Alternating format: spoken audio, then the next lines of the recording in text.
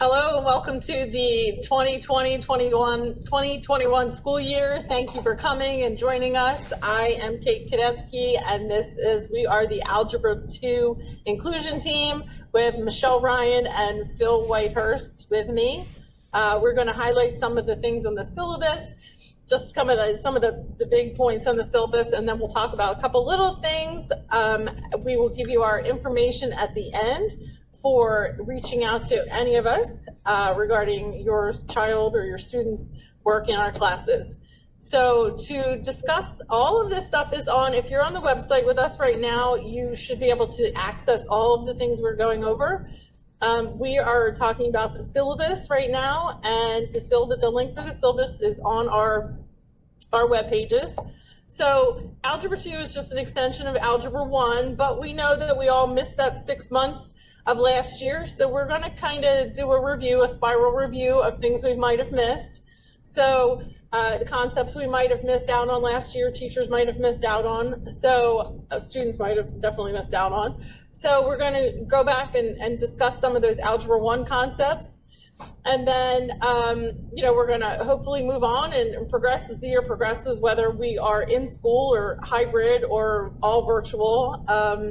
Any of the way that we plan together. So that's why we're the team, that we plan together, and we create activities that will be beneficial no matter what the scenario is.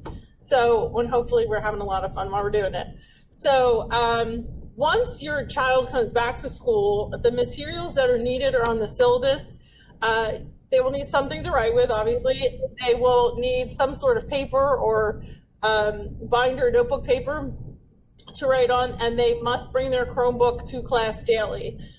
We ask that it is charged already by the time it comes here. We do have outlets and plugs in the, we don't have a plug actually, we do have outlets in the classroom, but we do not have plugs to provide for them.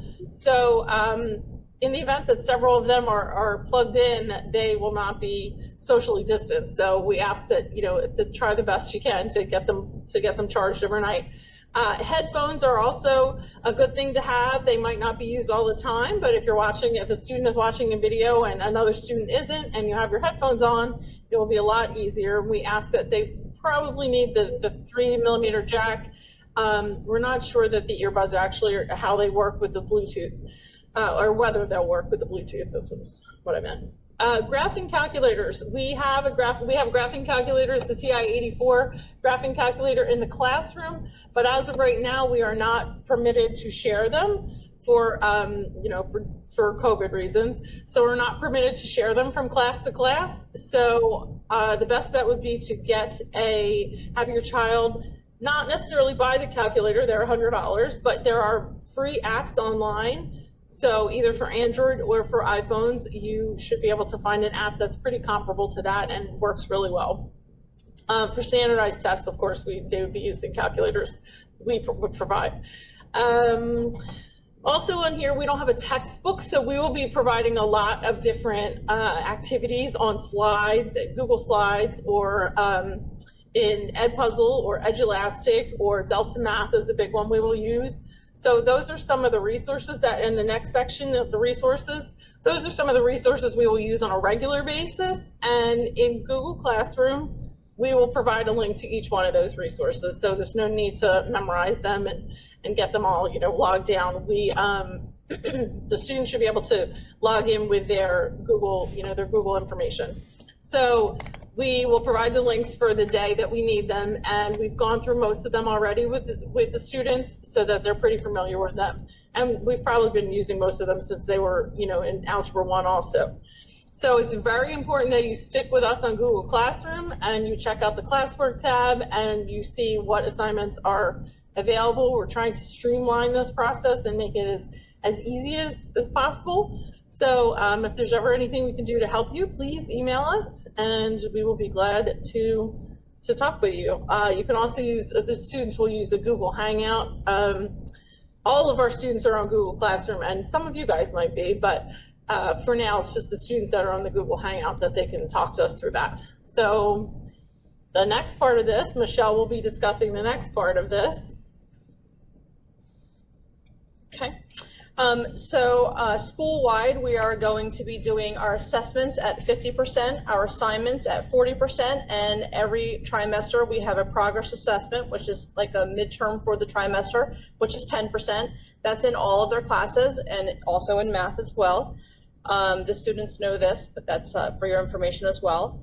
It is the responsibility of the student to get any of their work that they missed that's provided on Google Classroom. We're still doing the attendance. We take attendance every day. Students need to be on Google Classroom logged in during our class time. So they need to go to the Google, we have a Google Meet, they go to the Google Meet, we take attendance. If they should miss for whatever reason that they're absent, they would just go to Google Classroom when they can in a timely fashion, obviously, and make up the classwork that they miss.